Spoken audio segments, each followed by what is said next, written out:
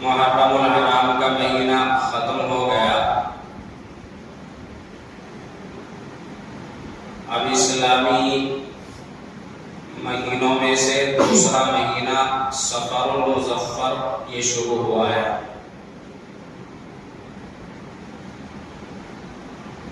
جب محرم الحرام کا مہینہ آتا ہے تو میدان کربلا کے واقعات اور حضرت امام حسن حسین رضی اللہ تعالی عنہما کے واقعات ہم سنتے ہیں اور ان سے عبرت بھی حاصل ہمیں کرنی بھی چاہیے اور کرتے بھی ہیں. تو اسی کے ساتھ ساتھ ہمیں میدان کربلا کے جو امام حضرت حسین رضی اللہ تعالی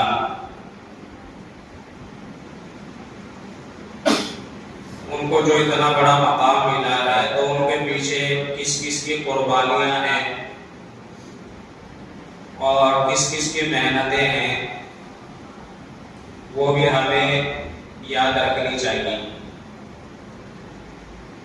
اس لیے کہ کوئی آدمی جب بڑا بنتا ہے تو اس کے پیچھے بہت سارے لوگوں کی محنتیں ہوتی ہیں تب جا کے وہ ایک مقام پر پہنچتا ہے. ایک بچہ اگر ڈاکٹر بنا ہے تو ڈائریکٹ وہ ڈاکٹر نہیں بن جاتا. اس سے پہلے اس کے ماں باپ نے، اس کے گھر والوں نے، اس کے خاندان نے، اس کے استادوں نے، اسکول میں اور جہاں جہاں پر بھی ضرورت پڑتی ہے بہت سارے لوگوں نے اس کے پیچھے محنتیں کی ہوتی ہیں. تب جا کر کے ایک دن آتا ہے کہ وہ ڈاکٹر، ماسٹر، انجینئر بن جاتا ہے. اگر گھر والے محنت نہ کریں یا اسکول میں مدرسوں میں استاد محنت نہ کرے، کوئی پیسہ خرچ نہ کرے، کوئی مال خرچ نہ کرے تو کیا کوئی آدمی ڈاکٹر یا ماسٹر یا انجینئر بن سکتا ہے؟ نہیں بن سکتا.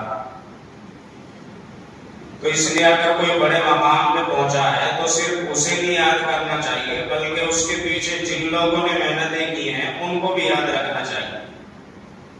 آج کل یہ دنیا کا معاملہ الٹا ہے. کوئی آدمی اگر بڑا بن گیا وہ خود بھی اپنے جن لوگوں نے اس کے اوپر محنتیں کی ہیں ان کو یاد تک نہیں کرتا. آپ دیکھ لینا کوئی اسٹیجوں پر جائے گا اور بس اپنی تعریفیں کرے گا. میں نے اسکول میں محنت کی، میں نے کالج میں محنت کی، میں نے پڑھائی میں محنت کی، میں ایگزام میں اچھا آیا، میں نے ایسا کیا، میں نے ایسا کیا. کوئی ایک آدھ آپ کو ملے گا جو یہ کہے گا کہ میرے ماں باپ کی محنتوں سے میں یہاں تک پہنچا، یا میرے گھر والوں کی محنتوں سے میں یہاں تک پہنچا، یا میرے بھائی کی محنت سے میں یہاں تک پہنچا. بعض مرتبہ ایسا ہوتا ہے کہ ماں باپ یا بھائی بہن اپنی جان تک کی بازی لگا دیتے ہیں اور تب جا کر کے ایک آدمی کو قابل بنا دیں. اور جب وہ قابل بن جاتا ہے تو ساری چیزیں بھول جاتا ہے. ایک نیوز چلی تھی، آپ نے بھی سنا ہوگا کہ ایک آدمی جو ہے ایک عورت سے شادی کرتا ہے جبکہ وہ پڑھائی پڑھ رہی ہوتی ہے اور پڑھائی پڑھنے کے واسطے کتنی محنتیں کرنی پڑتی ہیں اور بڑے کالج میں اگر ایڈمیشن دلانا ہے تو کتنا خرچ کرنا پڑتا ہے. تو اس آدمی نے محنت کر کے، مزدوری کر کے اپنی بیوی کو پڑھایا، یہاں تک کہ اپنی جو زمین وغیرہ تھی وہ بھی بیچ دی. اور اس کے بعد میں جب وہ بڑی افسر بنتی ہے، اسے ایک نوکری مل جاتی ہے، گورنمنٹ جاب مل جاتی ہے، اس کے بعد میں اسے طلاق دے کر کے چلی جاتی ہے. تو یہ دنیا کا معاملہ ہے. یعنی جب ایک بڑا عہدہ مل گیا تو ساری چیزیں بھول جاتے ہیں. حالانکہ ایسا نہیں کرنا چاہیے. کتنی محنتیں جن جن لوگوں نے پڑھی ہیں تو ان کو یاد رکھنا چاہیے کہ ان کی محنتوں سے میں آج یہاں تک پہنچا ہوں. تو اگر ہم کم سے کم ان کو یاد رکھیں گے، ان کو تسلی ملے گی کہ بھئی ہم نے ایک بیٹے کو یا اپنے ایک بھائی کو یا اپنی ایک بہن کو یا اپنے فلاں کو ہم نے پڑھایا تھا، آج کم سے کم ایک اسٹیج کے اوپر وہ ہمارا نام تو لے رہا ہے، کہیں ہمارا ذکر تو کر رہا ہے. تو بہرحال یہ دنیا کا معاملہ ہے. دین کا معاملہ بھی ایسا ہی ہے. دین میں بھی اگر کوئی انسان آگے بڑھ رہا ہے تو اس کے گھر والوں کا، بیوی کا یا بہن کا یا ماں کا ایک بڑا اہم کردار ہوتا ہے. تو حضرت حسن رضی اللہ تعالیٰ، حضرت حسین رضی اللہ تعالیٰ، ان کے اوپر جو محنت، سب سے بڑی محنت تو پیارے نبی جناب محمد رسول اللہ صلی اللہ علیہ وسلم نے فرمائی، کیونکہ ہمارے نبی اکرم صلی اللہ علیہ وسلم کے نواسے ہیں، تو سب سے بڑی محنت تو ان کی ہے۔ اس کے بعد میں جو محنت ہے وہ ہے ان کی والدہ محترمہ حضرت فاطمہ الزہرا رضی اللہ تعالی عنہا کی، اور ان کے ساتھ میں ان کے شوہر حضرت علی مرتضی رضی اللہ تعالی عنہ۔ ان کی محنتوں کے بعد جب انہوں نے ان کے دل، دماغ اور ان کے ذہن اور ان کے رگ رگ کے اندر اسلام کو بھرا، قرآن کو بھرا، نبی کی محبت کو بھرا، اللہ کی محبت کو بھرا، تب جا کر کے انہوں نے میدان کربلا کے اندر وہ اسلام کی خاطر، دین کی خاطر، قرآن کی خاطر اور اللہ کے نبی صلی اللہ علیہ وسلم کے لائے ہوئے دین کی خاطر انہوں نے وہاں پر اس کا اظہار کیا۔ تو بہرحال ان کے پیچھے یہ ساری محنتیں ہیں۔ تو حضرت فاطمہ الزہرا رضی اللہ تعالی عنہ کا ایک بڑا کردار ہے۔ حضرت فاطمہ الزہرا رضی اللہ تعالی عنہ کہ حضور اکرم صلی اللہ علیہ وسلم کی لاڈلی اور چہیتی بیٹی ہیں۔ حضرت فاطمہ سب سے چھوٹی بیٹی ہیں۔ اللہ تبارک و تعالیٰ نے ان کو اتنا بڑا مقام دیا، کتنا بڑا مقام دیا کہ ساری دنیا میں قیامت تک، جب تک دنیا باقی رہے گی تو باقاعدہ حضرت حسن رضی اللہ تعالیٰ عنہ، حضرت حسین رضی اللہ تعالیٰ عنہ کا ذکر ہوتا رہے، ان کے ساتھ میں ان کی والدہ حضرت فاطمہ الزہرا رضی اللہ تعالیٰ عنہ کا ذکر ہوتا رہے گا۔ اور ایسا مقام کہ اللہ تعالیٰ نے ان کی تعریفیں فرمائی۔ جبریل علیہ السلام آ رہے ہیں، فاطمہ رضی اللہ تعالیٰ عنہ کو اللہ کی طرف سے سلام بھیجا جا رہا ہے، اور کیا کیا انعامات مل رہے ہیں دنیا میں۔ سیدۃ نساء العالمین کہ فاطمہ ساری دنیا کی، سارے جہاں کی عورتوں کی سردار ہے۔ فاطمہ تو سیدۃ نساء اہل الجنہ، فاطمہ جنت کی عورتوں کی سردار ہے۔ یہ ایسے بڑے بڑے انعامات حضرت فاطمہ رضی اللہ تعالیٰ عنہ کو دنیا میں مل رہے ہیں۔ اعلان ہو رہا ہے کہ بھئی کون ہے یہ فاطمہ، یہ جنت میں جو عورتیں جائیں گی ان کی سردار ہیں فاطمہ رضی اللہ تعالیٰ عنہ۔ تو سب سے پہلی بات تو یہ ہے کہ حضرت فاطمہ رضی اللہ تعالیٰ عنہ کو یہ انعامات ملے کس طرح۔ یہ حضرت حسن رضی اللہ تعالیٰ عنہ کا مل جانا، یعنی کہتے ہیں نا کہ بھئی ایک نیک اولاد کا مل جانا بھی دنیا میں بہت بڑی نعمت ہے، ایک نیک اولاد کا مل جانا۔ اگر آپ کو یہ دیکھنا ہے، اگر کسی کی اولاد اچھی ہے، اس سے آپ جا کے پوچھیں کہ بھئی تمہاری اولاد کیسی ہے اور تمہاری زندگی کیسی گزر رہی ہے، تو وہ کہے گا کہ میں الحمدللہ مزے میں ہوں، جنت میں ہوں۔ اور اگر وہی اولاد بگڑ جاتی ہے تو پھر ماں باپ یہ کہنے پر مجبور ہو جاتے ہیں کاش کہ ہمارے ہاں اولاد ہی پیدا نہیں ہوتی، کاش کہ میں بغیر اولاد کے مر جاتا۔ یعنی جب اولاد اچھی نہیں ہوتی ہے اور بگڑ جاتی ہے تو پھر ماں باپ مجبوراً یہ کہتے ہیں۔ تو نیک اولاد کا مل جانا یہ بہت بڑی نعمت اور دولت ہوتی ہے۔ اللہ تعالیٰ سے مانگنا چاہیے کہ اللہ ہمیں نیک اولاد عطا فرما۔ تو حضرت فاطمہ رضی اللہ تعالیٰ عنہ کو اللہ نے اولاد بھی دی تو کیسی دی؟ فرما حضرت حسین رضی اللہ تعالیٰ عنہ کے بارے میں، حضرت حسن رضی اللہ تعالیٰ عنہ کے بارے میں فرمایا جا رہا ہے کہ یہ کون ہے؟ سیدہ شبابی اہل الجنہ، یہ دونوں کے دونوں جو ہیں سارے جنت کے نوجوانوں کے سردار ہیں، ماں عورتوں کی سردار اور بیٹے سارے نوجوانوں کی سردار۔ تو کتنا بڑا انعام مل رہا ہے، یعنی سارا گھرانہ اتنا بڑا، یا جنت کے ٹکٹ دیے جا رہے ہیں۔ یہ کوئی M P M L A کا ٹکٹ نہیں ہے کہ آدمی خوش ہو گیا مجھے ایم پی کا ٹکٹ مل گیا، میرا بیٹا ایم ایل اے بن گیا، پردھان منتری بن گیا، فلاں بن گیا۔ یہ جنت کا ٹکٹ مل رہا ہے، اور جنت کے ساتھ جنت کے نوجوانوں کی سرداری کا ٹکٹ مل رہا ہے۔ تو کتنی بڑی، تو آخرکار یہ مقام حضرت فاطمہ رضی اللہ تعالیٰ عنہ کو کیسے ملا؟ تو کچھ لوگ کہیں گے کہ ہمارے نبی صلی اللہ علیہ وسلم کی بیٹی تھی اس وجہ سے مقام مل گیا، اور صرف ہاں یہ بات الگ ہے کہ ہمارے نبی صلی اللہ علیہ وسلم کے گھر میں پیدا ہونا اور ہمارے نبی کی بیٹی بننا یا ہمارے نبی کی اولاد بننا یہ بہت بڑے شرف کی بات ہے، بہت بڑی شرف کی بات ہے، مگر صرف نبی کے گھر میں پیدا ہو جانا یہ کافی نہیں ہے۔ صرف نبی کے گھر میں پیدا یہ کوئی دنیا کا قانون نہیں ہے۔ دنیا میں اگر کوئی مالدار کے گھر میں پیدا ہو گیا تو مالدار کہلائے گا، چاہے وہ کچھ بھی نہ کرتا ہو، خالی پھرتا رہتا ہے، ایک روپیہ کمانے کے لائق نہیں ہے، پھر اس سے کہا کہ مالدار ہے۔ کیوں؟ باپ مالدار، یہ بھی مالدار۔ کوئی کسی بڑے گھر میں پیدا ہو گیا، اس کے اوپر کوئی قانون نہیں چلتا ہے، کوئی پولیس کیس نہیں ہوتا کہ بڑا آدمی کا بیٹا ہے، اس کا باپ پاور والا ہے، اس کا باپ طاقت والا، یہ دنیا کا قانون ہے۔ کہ باپ مالدار تو بیٹا بھی مالدار، ہاں باپ اگر پیسے والا بیٹا بھی پیسے والا، لیکن دین میں ایسا نہیں ہے۔ دین میں کہ بھائی باپ بڑا دیندار ہے بچہ بھی دیندار کہلائے گا، نہیں۔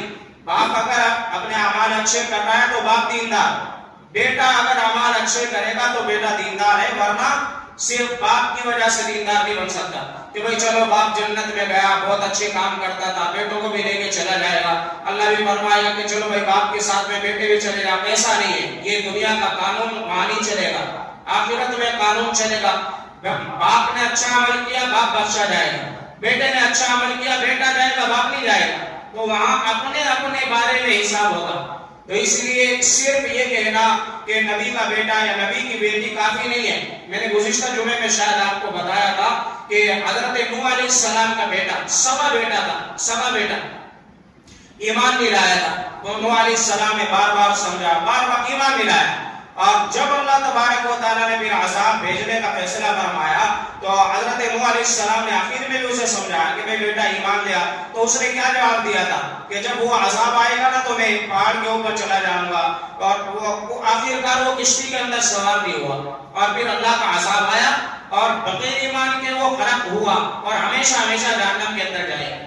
تو اگر صرف نبی کے گھر میں پیدا ہونا کافی ہوتا تو نوح علیہ السلام کا بیٹا بھی جنت میں جاتا، مگر نہیں گیا نا، کیوں؟ کیونکہ ایمان نہیں لایا تو جہنم میں جائے گا، ایمان لے آیا تو جنت میں جاتا۔ نوح علیہ السلام کی بیوی تھی، یعنی پہلے نکاح ہو گیا اب اسی حالت میں ہے، تو بیوی بننے کے بعد ہمیں ایمان نہیں لائی۔ حضرت نوح علیہ السلام نے بار بار سمجھایا، اندر آگے کہتے تھے کہ ہاں میں ایمان لیا، باہر جاتی تو لوگوں کے سامنے کہتی کہ نوح تو مجنون ہے، نعوذ باللہ، نوح تو دیوانہ ہو گیا، پتہ نہیں کیسی کیسی باتیں کرتا ہے، پھر اللہ کا عذاب وہ بھی غرق ہو گئی۔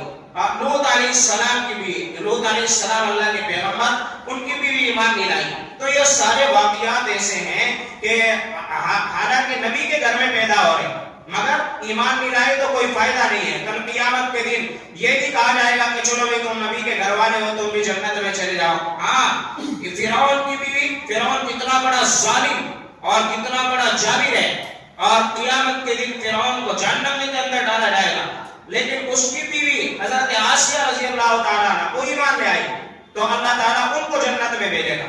تو یہاں آخرت میں میرے کہنے کا مقصد یہ ہے، آخرت میں خاندان یا گھرانہ یا یہ نہیں چلے گا کہ بھئی میرا شوہر دیندار تھا وہ جنت میں جا رہا ہے میں بھی جنت میں جاؤں گی، یا میرا باپ جنتی ہے میں بھی جنت میں جاؤں گا، نہیں۔ فرعون جہنم میں جائے گا اور بیوی کہاں جائے گی؟ جنت میں جائے گی۔ نوح علیہ السلام جنت میں جائیں گے اور بیوی کہاں جائے گی؟ جہنم میں جائے گی۔ نوح علیہ السلام جنت میں جائیں گے، بیٹا کہاں جائے گا؟ جہنم کے اندر جائے گا۔ تو یہ قانون اللہ کے یہاں کا قانون ہے، یعنی جیسا کرو گے ویسا بھرو گے، جیسا عمل ویسے پیسے۔ تو بہرحال حضرت فاطمہ الزہرا رضی اللہ تعالیٰ عنہ یہ جو اتنے بڑے بڑے مقامات ملے ہیں یہ صرف اور صرف نبی کے گھر میں پیدا ہونے کی وجہ سے نہیں بلکہ ان کی اپنی محنت کی وجہ سے ملے۔ اور انہوں نے اسلام کی خاطر قربانیاں اتنی دی ہیں، اتنی مشقتیں برداشت کی، اتنی تکلیفیں برداشت کی ہیں، اتنا اللہ کو راضی کیا ہے، تب جا کر کے اللہ تعالیٰ نے ان کو اتنے بڑے بڑے مقامات دیے۔ کیسے میں آپ کو آئندہ ان کے واقعات چند واقعات بتاؤں گا، ویسے تو کتابیں بھری پڑی ہیں حضرت فاطمہ الزہرا رضی اللہ تعالیٰ عنہ کی سیرت کے اوپر۔ میں چند واقعات آپ کو بتاتا ہوں۔ ہمارے نبی اکرم صلی اللہ علیہ وسلم کو اللہ تبارک و تعالیٰ نے 3 بیٹے عطا فرمائے۔ آپ بعض لوگوں کو پتہ ہی نہیں ہے کہ ہمارے نبی صلی اللہ علیہ وسلم کے بیٹے بھی 3 بیٹے ہیں ہمارے نبی صلی اللہ علیہ وسلم کے۔ اور بھی روایات ہیں، کسی نے 4 بتایا، کسی نے 5 بتایا، کسی نے 7 بیٹے بتایا ہے، مگر ایک مشہور قول جو ہے وہ یہ ہے کہ ہمارے نبی اکرم صلی اللہ علیہ وسلم کے 3 مرد بچے بھی پیدا ہوئے ہیں۔ ان میں سے ایک بیٹا جن کا نام ہے قاسم رضی اللہ تعالیٰ، اور ایک بیٹے ہیں جن کا نام ہے عبداللہ، ان کو طاہر اور طیب بھی کہا جاتا ہے۔ اور یہ دونوں بچے جو ہیں بچپن ہی میں رخصت ہو گئے ہیں، انتقال فرما گئے ہیں۔ اور ایک بیٹے جن کا نام ہے ابراہیم، یہ ماریہ قبطیہ رضی اللہ تعالیٰ عنہ سے ہیں۔ تو یہ ذرا بڑے بھی ہو گئے تھے اور حضور اکرم صلی اللہ علیہ وسلم کے ساتھ چلنا پھرنا بھی شروع کیا، یہاں تک کہ جب گھوڑ سواری کی عمر یعنی تقریباً 5 یا 7 سال یا جتنی بھی عمر رہی ہوگی اس کو کہا جاتا ہے کہ بھئی گھوڑ سواری کی عمر کو بچہ پہنچ چکا ہے۔ تو بہرحال یہ اس وقت میں جا کر کے یہ بھی انتقال کر گئے۔ یہ بھی دیکھو اللہ کی بہت بڑی حکمت ہے، مصلحت ہے کہ ہمارے نبی صلی اللہ علیہ وسلم کو اللہ تبارک و تعالیٰ نے 3 بیٹے عطا فرمائے، مگر تینوں کے تینوں بیٹے جوان ہونے سے پہلے اللہ تعالیٰ نے بلا لیے۔ یہ اللہ کی حکمت ہے بہت بڑی۔ اور ایک حکمت علماء نے یہ بھی لکھی ہے کہ عام طور پر کوئی آدمی ہوتا تو یہ کہتا ہے کہ بھئی یہ باپ اس کے پاس میں اتنا مال ہے، بعد میں اس کا مال کون استعمال کرے گا؟ کہ بیٹا استعمال کرے گا۔ بھئی یہ آدمی اچھا ہے، بعد میں اس کے کاروبار کو کون بڑھائے گا؟ کہ بھئی اس کا بیٹا بڑھائے گا۔ یہی کہتا ہے نا کہ بھئی بیٹا ہے تو بیٹا اس کے کام کو بڑھائے گا، اور اگر بیٹا نہیں ہوتا تو یہ کہتے ہیں کہ بھئی اس کا کام کون بڑھائے گا؟ اب نبی جو ہوتے، نبی کا کوئی مال تو نہیں ہوتا، کوئی دولت تو نہیں ہوتی، نبی نے کوئی مال دولت نہیں چھوڑا، تو لوگوں نے یہ کہنا شروع کر دیا کہ محمد نعوذ باللہ جب انتقال کر جائیں گے تو ان کا کام آگے کون بڑھائے گا؟ ان کا بیٹا بھی نہیں ہے، اب ان کا کام، یہ دین کا کام، یہ کہتے ہیں نا کہ بھائی یہ ہمارا دین آگے بڑھے گا اور ساری دنیا میں پھیلے گا، تو لوگوں نے، کافروں نے یہ کہنا شروع کر دیا کہ محمد کا یہ لایا ہوا جو دین ہے اسے آگے کون بڑھائے گا؟ بیٹا تو نہیں ہے۔ تو اللہ تعالیٰ نے یہ حکمت دنیا والوں کو دکھائی کہ دیکھو یہ تمہارے جو اسبابات وجوہات ہیں تم تک ہیں۔ اللہ تعالیٰ جب کوئی کام کرنا چاہتے ہیں تو کسی سبب کی ضرورت نہیں ہوتی ہے۔ تم کہہ رہے ہو کہ بیٹا ہوگا تو کام آگے بڑھے گا، بیٹا نہیں ہے تو کام کھڑ جائے گا، تو یہ دنیا نہیں ہے۔ اللہ تعالیٰ نے پھر کر کے دکھایا۔ ہمارے نبی صلی اللہ علیہ وسلم کو مرد بچے دیے مگر لے لیے، لیکن کیا دین کا کام رکا؟ قرآن کا کام رکا؟ نہیں رکا۔ آج تک بھی 1400 سال گزر گئے ہیں، دین کا کام رکا ہے؟ نہ رکے گا، قیامت تک نہیں رکے گا اور بڑھتا رہے گا۔ بڑھانے والا کون ہے؟ یہ ساری نبی کی امت ہے۔ اور اس وقت میں بیٹا ہوتا، 1 بیٹا 2 بیٹا 3 بیٹا، وہ دین کا کام کرتے، مگر اللہ تعالیٰ نے حضور اکرم صلی اللہ علیہ وسلم کو ایک نہیں 1,40,000 صحابہ کرام کی جماعت دی، اور وہ جماعت اپنے بچوں سے زیادہ حضور اکرم صلی اللہ علیہ وسلم سے محبت کرنے والی۔ اپنے ایک وقت ایسا آتا ہے کہ بچے بھی ماں باپ کا ساتھ چھوڑ جاتے ہیں، مگر صحابہ نے کسی وقت میں نبی کا ساتھ نہیں چھوڑا، صحابہ نے کسی وقت نبی کو اکیلا نہیں چھوڑا، ہر وقت نبی کے اوپر اپنی جان قربان کرنے کے لیے حاضر رہتے تھے۔ بہرحال یہ حضور اکرم صلی اللہ علیہ وسلم کو اللہ تعالیٰ نے نرینہ اولاد یعنی مرد بیٹے عطا فرمائے، لے لیے۔ یہ اللہ کی بہت بڑی حکمت، نہ جانے کیا مصلحت ہے۔ اس کے علاوہ حضور اکرم صلی اللہ علیہ وسلم کی 4 بیٹیاں ہیں، 3 مرد بیٹے ہیں اور 4 بیٹیاں ہیں۔ بڑی بیٹی حضرت زینب رضی اللہ تعالیٰ عنہ، اور اس کے حضرت رقیہ رضی اللہ تعالیٰ عنہ، حضرت ام کلثوم رضی اللہ تعالیٰ عنہ، یہ 3 بڑی بیٹی ہیں، مگر ان کا زیادہ ذکر نہیں آتا ہے۔ کیوں نہیں آتا ہے؟ کیونکہ یہ اسلام سے پہلے ان کا نکاح ہمارے نبی صلی اللہ علیہ وسلم نے کر دیا تھا، تو اسلام لانے کے بعد ان کو حضور اکرم صلی اللہ علیہ وسلم کی صحبت میں رہنے کا زیادہ موقع نہیں ملا، کیونکہ بیٹی کی جب شادی ہو جاتی ہے وہ اپنے مائکے کو اپنے سسرال میں چلی جاتی ہے، ماں باپ کے گھر کبھی کبھار آتی ہے، 1 دن آئے گی 2 دن آئے گی پھر چلی جائے گی، کیونکہ اصل اس کا رہنا سہنا، اس کی صحبت، سب کچھ اس کی ماں اس کے سسرال کے اندر ہوتی ہے۔ تو لیکن حضرت فاطمہ الزہرا رضی اللہ تعالیٰ عنہ، وہ حضور اکرم صلی اللہ علیہ وسلم کو نبوت ملنے سے بعض علماء نے فرمایا 2 سال پہلے پیدا ہوئی۔ اس میں بھی بہت سارے الگ الگ روایات ہیں، کسی نے فرمایا 1 سال پہلے، کسی نے 5 سال پہلے، کسی نے بعد میں، لیکن مشہور روایت یہ ہے کہ جب ہمارے نبی صلی اللہ علیہ وسلم کی عمر مبارک نبوت سے 2 سال پہلے کی تھی تو اس وقت میں پیدا ہوئی، اور ایک اور مشہور قول ہے کہ نبوت ملنے کے 2 سال بعد پیدا ہوئی ہے۔ بہرحال جو بھی ہو، یعنی کہ حضرت فاطمہ الزہرا رضی اللہ تعالیٰ عنہ اس وقت میں پیدا ہو رہی ہیں جب ہمارے نبی اکرم صلی اللہ علیہ وسلم نبی بنے۔ اب اس وقت کا عالم آپ نے بارہا مرتبہ وہ حالات سنے ہوں گے کہ جب ہمارے نبی اکرم صلی اللہ علیہ وسلم کی عمر مبارک 40 سال ہوئی تو اللہ تعالیٰ نے نبوت سے سرفراز فرمایا، اور جب ہمارے نبی صلی اللہ علیہ وسلم نے اعلان فرمایا کہ اللہ نے مجھے نبی بنایا ہے، تم بھی اللہ کے اوپر ایمان لے آؤ تو کامیاب ہو جاؤ گے، تو اس وقت میں کیا حالات پیش آئے تھے یہ آپ کو پتا ہے۔ سارے لوگ دشمن ہو گئے، یہاں تک کہ خود ہمارے نبی صلی اللہ علیہ وسلم کے گھرانے والے جو خود سگے چچا، سگے چچی اور جو سگے دوست تھے وہ بھی مخالف بن گئے، دشمن بن گئے تھے۔ ایسے وقت میں حضرت فاطمہ الزہرا رضی اللہ تعالیٰ عنہ اپنی آنکھیں کھول رہی ہیں، جو وقت بالکل ایک طرح سے تنگی کا وقت ہے، دشمنی کا وقت ہے، سارا مکہ دشمن بنا ہوا ہے، سارے مکہ والے مخالفت کر رہے ہیں۔ ایسے وقت میں حضرت فاطمہ الزہرا رضی اللہ تعالیٰ عنہ ہاتھ کھول دیے ہیں، اور جو فقر و فاقے کا وقت ہے، یعنی سب نے بائیکاٹ کر دیا، ہمارے نبی صلی اللہ علیہ وسلم کو اکیلا چھوڑ دیا، تنہا تنہا چھوڑ دیا، کھانے پینے کا کچھ سامان موجود نہیں ہے، باہر نکلے تو لوگ دشمن کھڑے ہوئے ہیں، کوئی باہر نکلنے نہیں دے رہا، کوئی ہمارے نبی صلی اللہ علیہ وسلم کے لیے کوئی مجنون کہہ رہا ہے، کوئی دیوانہ کہہ رہا ہے، نعوذ باللہ، کوئی پتھر مار رہا ہے، کوئی کوڑا پھینک رہا ہے۔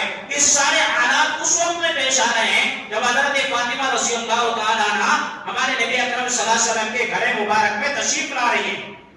اب جب ایسے وقت میں کوئی بچہ پیدا ہوتا ہے تو بچے کے کہتے ہیں نا کہ بچے جو حالات دیکھتا ہے انہی حالات وہ حالات اس کے ذہن و دماغ کے اندر بیٹھ جاتے ہیں۔ تو حضرت فاطمہ الزہرا ایک فقر و فاقے کے حالات میں تشریف لا رہی ہے اور ایک بے بسی کے حالات میں تشریف لا رہی ہے۔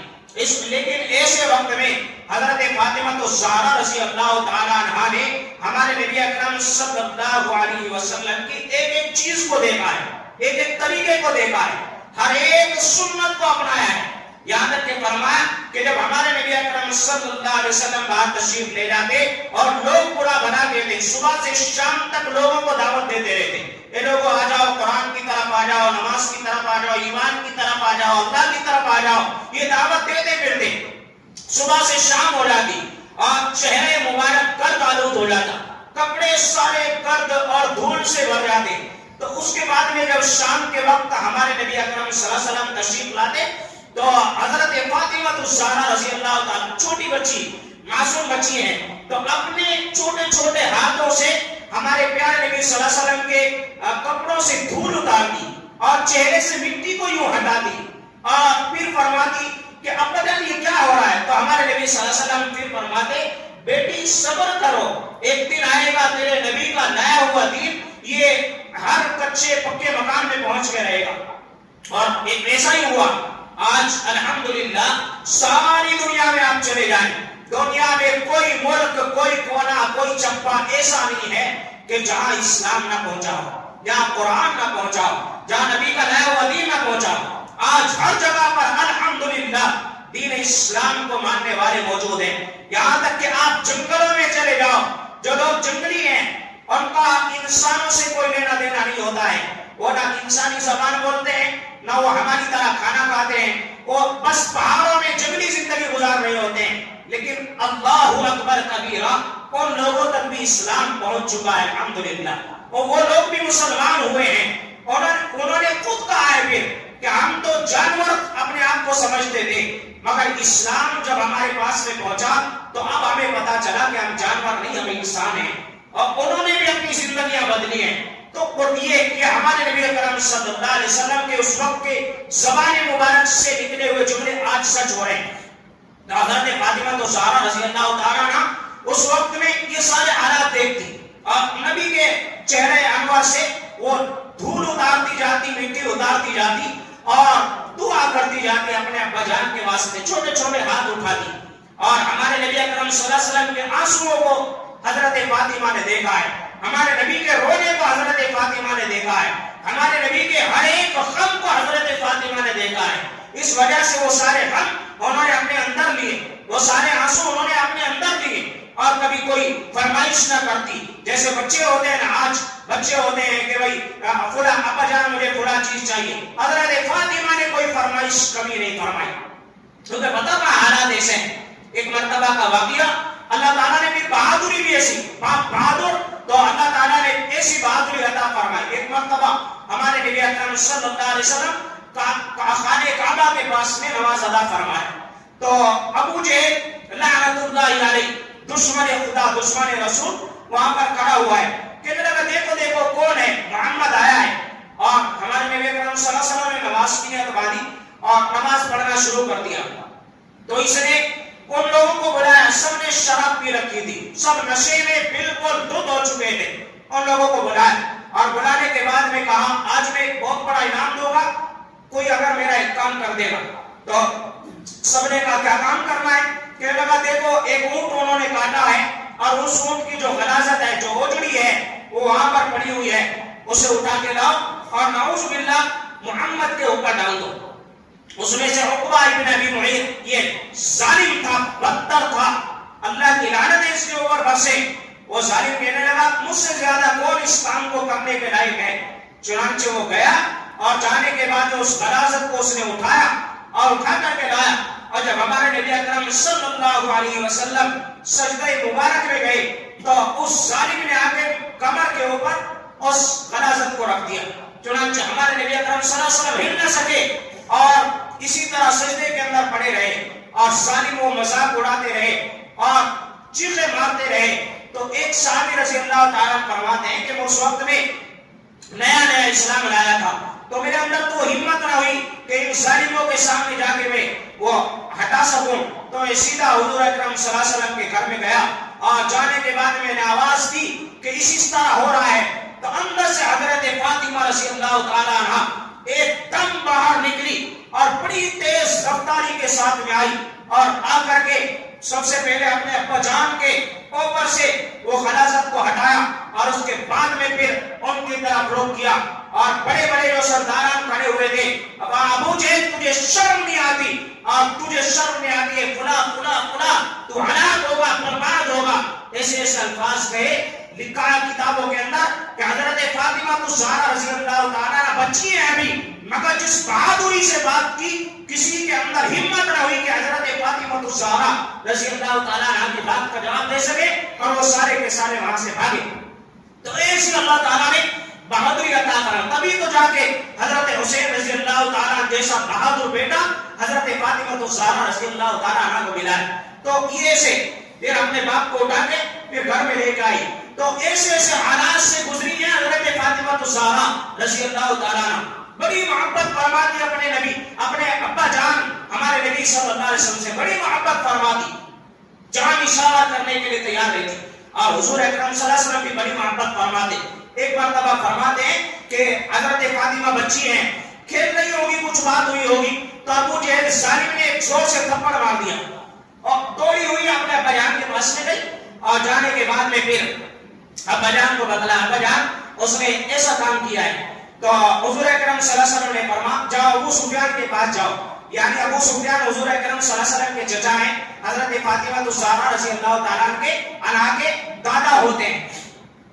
تو گئے ان کے پاس میں, اور ان کے پاس میں جانے کے بعد میں انہوں نے بتایا کہ ابو جہل نے میرے ساتھ ایسا کیا. تو انہوں نے غصے میں حضرت فاطمہ الزہرا رضی اللہ تعالیٰ عنہ کا ہاتھ پکڑا اور پکڑ کے سیدھا ابو جہل کے پاس میں گئے اور کھڑے ہو کر کے فرمایا فاطمہ سیدھا ابو جہل کو تھپڑ لگاؤ. تو حضرت فاطمہ الزہرا رضی اللہ تعالیٰ عنہ نے زور سے تھپڑ مارا ابو جہل کو اور فرمایا ابو سفیان اگر ابو جہل تو نے زبان سے آواز نکالی تیری زبان کھینچ کے باہر کر دوں گا, کیونکہ جانتا ہے کون ہے, یہ محمد رسول اللہ صلی اللہ علیہ وسلم کی لاڈلی بیٹی. تو ایسے محبت فرماتے ہمارے نبی صلی اللہ علیہ وسلم. برداشت نہیں ہوا, کوئی ان کو مار رہا ہے برداشت کر لیا, کوئی جواب تک نہیں دیا, مگر جب بیٹی کا نمبر آیا تو برداشت نہ ہوا اور ابو جہل سے بدلہ لیا.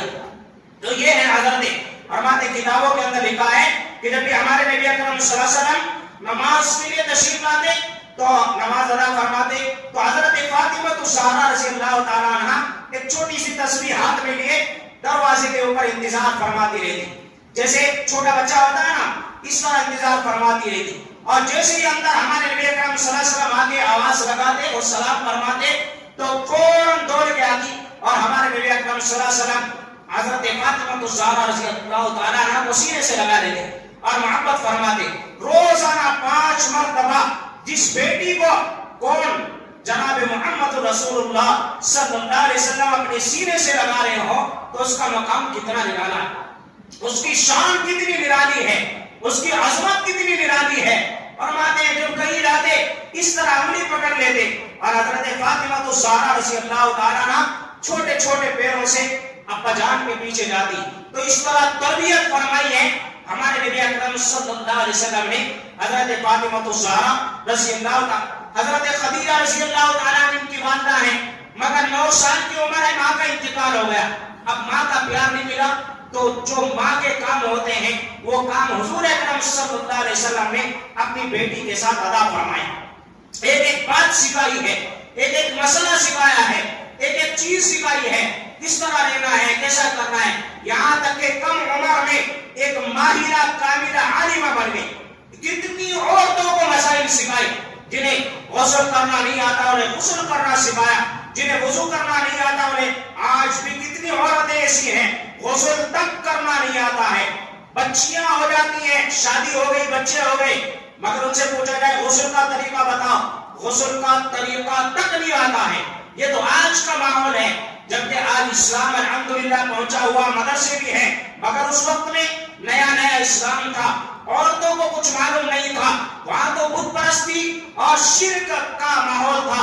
کسے پتا غسل کیا ہوتا ہے، کسے پتا وضو کیا ہوتا ہے، کسے پتا پاکی ناپاکی کیا ہوتی ہے، اس وقت میں عورتوں کو کچھ معلوم نہیں تھا۔ اب ایسے وقت میں ان عورتوں کو جا کے کون سکھاتا، کوئی مرد تو نہیں سکھا سکتا تھا، تو ایسے وقت میں حضرت فاطمہ الزہرا رضی اللہ تعالیٰ عنہا نے بے شمار عورتوں کو جا کر کے وہ دین کی دعوت دی اور وہ مسائل سمجھا کر کے انہیں انسان بنایا۔ ہمیں یہ بھی نہیں پتا تھا کہ غسل کسے کہا جاتا ہے، وضو کسے کہا جاتا ہے، پاکی ناپاکی کا کسی کو کچھ علم نہیں ہوتا تھا۔ تو بچپن ہی سے یہ سارے کام انجام دینے والی کون ہے؟ حضرت فاطمہ الزہرا رضی اللہ تعالیٰ عنہا ہے۔ اللہ نے ایسے دین کے کام لیے، ایسے دین کے کام لیے، اور ہمارے نبی اکرم صلی اللہ علیہ وسلم نے ایسی تربیت فرمائی، اسی تربیت کا نتیجہ تھا کہ اللہ تعالیٰ نے پھر ان کو وہ اولاد حضرت حسن رضی اللہ تعالیٰ جیسے شہزادے، حضرت حسین رضی اللہ تعالیٰ جیسے شہزادے حضرت فاطمہ الزہرا رضی اللہ تعالیٰ عنہ کو عطا فرمائے۔ یہ کم ملے ہیں، باپ کی محنتوں سے ملے ہیں۔ جب ہمارے نبی اکرم صلی اللہ علیہ وسلم نے بیٹی کے اوپر محنت کی ہے، آج کے ماں باپ اپنی بچیوں کے اوپر محنت نہیں کرتے، آج کے ماں باپ اپنی بچیوں کو تعلیم نہیں دلاتے ہیں، آج کے ماں باپ کوئی اپنی بچی کو اسکول میں پڑھا رہا ہے، کالج میں پڑھا رہا ہے، کوئی کچھ بنانے کے خواب رکھتا ہے، میری بچی پڑھے گی ڈاکٹر بنے گی، میری بچی پڑھے گی ٹیچر بنے گی، میری بچی پڑھے گی انجینئر بنے گی، مگر افسوس کی بات ہے کوئی مسلمان اپنی بچی کے بارے میں یہ نہیں سوچتا کہ میری بچی پہلے مسلمان صحیح کیسے بنے گی، میری بچی قرآن پڑھنے والی کیسی بنے گی، میری بچی نمازی کیسے بنے گی، تاکہ جب وہ دوسرے گھر جائے گی کوئی وہاں جا کر کے ڈاکٹری کے بارے میں اس سے نہیں پوچھے گا، کوئی وہاں جا کے انجینئرنگ کے بارے میں اس سے نہیں پوچھے گا۔ اگر تمہاری بیٹی کو نماز تک صحیح نہیں پڑھنا آتا ہے تو آگے جب اس سے بچے پیدا ہوں گے تو ان بچوں کی حالت کیا ہوگی؟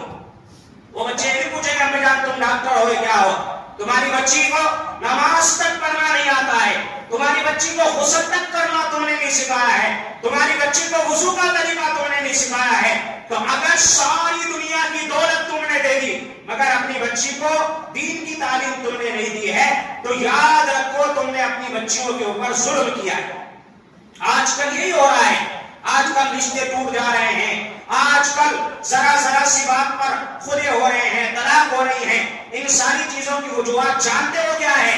کیونکہ ہماری بچیوں کو ہم نے تعلیم نہیں دی ہوتی ہے، ان کو نہیں بتایا شوہر کسے کہتے ہیں، ان کو نہیں بتایا سسر کا مقام کیا ہوتا ہے، ساس کا مقام کیا ہوتا ہے، تم دوسرے گھر جا رہے وہاں جا کے تمہیں کیا کرنا ہے، کیسے تمہیں بات کرنی ہے، کیسے تمہیں ان کے ساتھ رہنے کا طریقہ اختیار کرنا ہے، یہ ساری چیزیں ماں باپ نے نہیں پڑھائی۔ اگر پڑھا دیتے وہاں جا کے سکون کے ساتھ میں، محبت کے ساتھ میں وہ زندگی گزارتی۔ آج تم نے یہ ساری چیزیں نہیں سکھائی ہیں، اس کے بعد میں بیٹی ایک دم نئے گھر میں جاتی ہے، کیا کرے؟ تم نے اسے کچھ بتایا نہیں ہے، تم نے اسے کچھ سکھایا نہیں ہے، تم نے اس کی تربیت نہیں فرمائی ہے۔ آج اس کے بعد میں کچھ دنوں کے بعد نتیجہ ملتا ہے کہ لڑائیاں اتنی بڑی، خلا تک بات آ گئی، طلاق تک بات آ گئی۔ تو بہرحال حضرت فاطمہ الزہرا رضی اللہ تعالیٰ عنہا ہمارے نبی صلی اللہ علیہ وسلم محبت فرماتے، آج محبت کا مطلب غلط سمجھتے ہیں۔ میری بیٹی سے مجھے بڑی محبت ہے، میری بیٹی کو میں کچھ نہیں کہتا، میری بیٹی سے بڑی محبت ہے، میں کسی کو کچھ نہیں کہنے دیتا۔ ارے محبت اس کو کہا جاتا ہے کہ اگر واقعتاً تم اپنے بچوں سے محبت کر رہے ہو تو ان کو صحیح طور پر انسان بناؤ، انہیں ان کے آنے والی زندگی میں جو مسائل پیش آنے والے ہیں ان کے بارے میں سمجھاؤ۔ اگر آپ سمجھا رہے ہیں، اپنی بچی کو مسائل سکھا رہے ہیں یا قرآن کی تعلیم دلا رہے ہیں تو سمجھو کہ آپ واقعتاً اپنے بچوں سے محبت کرنے والے ہیں۔ اور اگر آپ اپنے بچوں کو سب کچھ دے رہے ہیں مگر محبت ہے، محبت بول کے گھر میں بٹھا کے رکھا ہے، اسے کبھی مدرسے تک نہیں بھیجا، مکتب نہیں بھیجا، کسی کے پاس مسائل سیکھنے نہیں بھیجا، اور کہتا ہے کہ میں نے اپنی بچی سے محبت کی ہے، تو یاد رکھو تیرے بچوں کا سب سے بڑا دشمن تو ہے. تمہیں باپ ہونے کا حق ادا نہیں کیا. باپ ہونے کا حق صرف یہ نہیں ہے کہ اچھا کھلا دو اچھا پہنا دو، نہیں. جانور بھی کھاتے پیتے ہیں اور جانور بھی اپنے بچوں کو کھلاتے پلاتے ہیں. آپ نے دیکھا ہوگا ایک کبوتر ہے، وہ چونچ میں لے کے چارہ لے کے جاتا ہے اور لے جا کے اپنے بچے کے منہ میں ڈالتا ہے. جب تک وہ کھانا نہیں سیکھتا وہ کبوتری ایسے ہی کھلاتی ہے. تو وہ جانور بھی کھلا رہے ہیں، مگر جانور وہ انسان نہیں بنا سکتے اپنے بچوں کو. مگر تو انسان ہے، تو اپنے بچوں کو انسان بنا. صرف کھلانا پلانا یا اچھے گھر میں رہنا یہ صرف انسانیت نہیں ہے. اپنے بچوں کو دینی تعلیم دلا کر، چاہے ہمارا مرد بچہ ہو یا بچی ہو، خاص طور پر بچیوں کو. آج ہمارے لیے سب سے بڑا فتنہ جو بنا ہے وہ اس وجہ سے بنا ہے کہ ہماری بچیاں دینی تعلیم سے دور ہوئی، قرآن سے دور ہوئی. انہیں نہ نماز کے بارے میں بتایا، نہ قرآن کے بارے میں بتایا، نہ دین کے بارے میں بتایا، نہ آخرت کے بارے میں بتایا. بچیوں کو بڑا کیا موبائل فون دیکھ کر کے اور ٹی وی دیکھ کر کے. ایک ماں نے ٹی وی ڈالی صبح میں اور سیریل دیکھ رہی ہے. سیریل میں پیار محبت کے سیریل آ رہے ہیں. کوئی لڑکا آتا ہے وہ لڑکی سے بات کرتا ہے، ان میں محبت ہو جاتی ہے. کون سیریل دیکھ رہا ہے؟ آپ کہو گے کیا یہ حضرت مسجد میں بیٹھ کے ایسی باتیں کر رہے ہیں. مسجد میں نہیں کروں گا تو پھر کہاں جا کے تمہیں یہ باتیں میں بتاؤں گا؟ ہاں، تمہیں سمجھنے کی بات ہے، یہ حقیقت ہو رہا ہے. ایک ماں جب اپنی بچی کے سامنے بیٹھ کر یہ ایسے سیریل دیکھے گی اور غلط چیزیں غلط ویڈیوز دیکھے گی تو یہ بتاؤ بچی کے اوپر کیا اثر پڑے گا؟ کل جب وہ بچی بڑی ہوگی، 10 سال 12 سال 14 سال 15 سال کی جب وہ بچی تمہاری ہوگی تو جو اس نے اس موبائل سیریل میں دیکھا تھا وہ وہاں جا کر کے پھر وہی معاملات کرے گی. میں سب کو نہیں کہہ رہا ہوں، اللہ اکبر، اللہ ماشاءاللہ بہت ساری بچیاں الحمدللہ ہماری اچھی ہیں، غیرت مند ہیں، حیا ہیں، پاک دامن ہیں، مگر ان کو نہیں کہہ رہا ہوں میں.